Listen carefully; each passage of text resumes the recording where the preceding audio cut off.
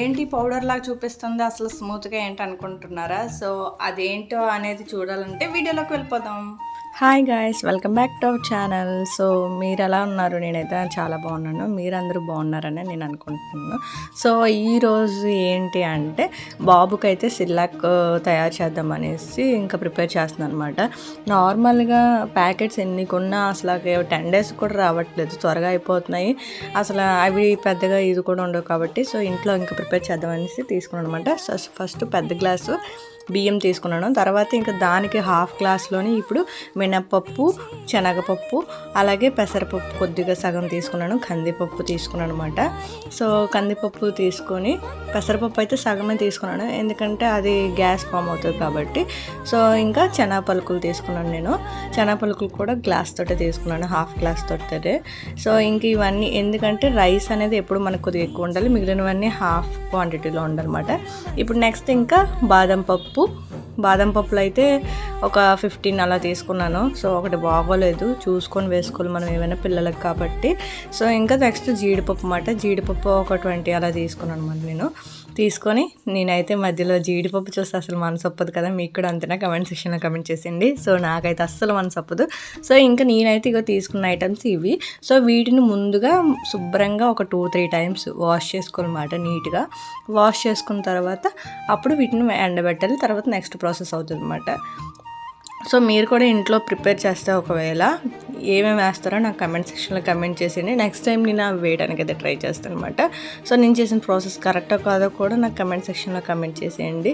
ఏదో తెలుసుకొని అలా నాకు తెలిసింది మా అమ్మ వాళ్ళని అడిగేసి ఇంకా అలాగా చేశానమాట, ప్రిపేర్ చేశాను. మీకు కూడా ఏదో యూజ్ అవుతుంది, తెలియని వాళ్ళకి, తెలిసిన వాళ్ళకైతే ఓకే, తెలియని వాళ్ళకి యూజ్ అవుతుందేమో అనేసి నేను వీడియో అయితే చేసి పెడుతున్నాను అనమాట.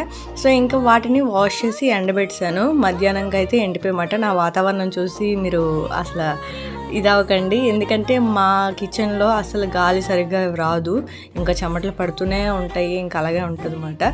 సో ఇంకా వాటిని ఎండిపోయిన తర్వాత ఇప్పుడు లైట్గా డ్రై రోస్ట్ చేసుకోనమాట. లైట్గా అంటే మీడియం ఫ్లేమ్లో పెట్టుకొని మంచిగా బ్రౌన్ కలర్లో రోస్ట్ అయినట్టు వేపుకోవాలన్నమాట వాటిని. సో ఇంకా అవి వేగిపోయిన తర్వాత అవి పక్కకు తీసేసి ఇప్పుడు వాటిలోనే ఇంకా నేను హెల్త్ పరంగా పూల్ మకానా కూడా వేస్తున్నాను అనమాట. అవి 10-15 వేసుకొని అవి లైట్గా రోస్ట్ చేసుకోవాలి.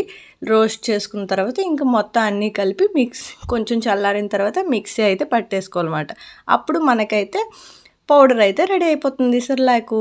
కానీ ఇది నార్మల్గా మనం ప్యాకెట్స్ కొన్న సిర్లాక్స్ లాగా హాట్ వాటర్ వేసి ఇచ్చేయకుండా వీటిని కొంచెం వాటర్ ఎక్స్ట్రా తీసుకొని బాయిల్ చేసి వాటిని కొంచెంసేపు ఉడకబెట్టాలన్నమాట. 2 spoons సిర్లాక్ తీసుకొని ఉడకబెట్టాలి. అప్పుడే ఇది మనకి పిల్లలు తినగలుగుతారు.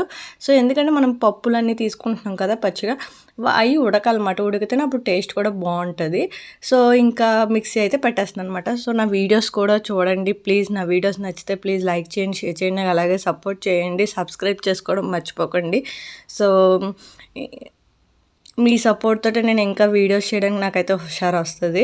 సో ప్లీజ్ సపోర్ట్ చేయండి. అలాగే నాకైతే యూట్యూబ్లో ఎంత చేసినా వ్యూస్ అయితే రావట్లేదు. సో ఏమైనా టిప్స్ ఉంటే నాకు కొంచెం హెల్ప్ చేయండి, కమెంట్ చేయండి. సో చెప్పండి, మీ హెల్ప్ ద్వారా అయినా నేను అప్డేట్ అయ్యానని కూడా చెప్పుకుంటాను. సో ఇంకా పౌడర్ అయితే రెడీ అయిపోయింది అనమాట. సో ఇంక ఇది ఒక బాక్స్లో వేసుకొని ఉంచుకుంటే ఇంక రోజుకో 2 spoons ఉడకబెట్టుకుంటే సరిపోతుంది పిల్లలకి. సో నచ్చితే ప్లీజ్ లైక్, షేర్, సబ్స్క్రైబ్ చేసుకోండి. చెమటలు కారుతూనే ఉన్నాయి నాకైతే. సో మా కిచెన్లో అయితే అలాగే ఉంటుంది అన్నమాట. ఇంకా ఒక 2 spoons సిర్లాక్ తీసుకుంటే ఇంకా 2 glasses వాటర్ తీసుకొని ఇంక బాగా బాయిల్ అయ్యాక కొంచెం సాల్ట్ వేసుకొని ఇంకా ఉడకబెట్టేసుకుంటే అయిపోతుంది. So by love you.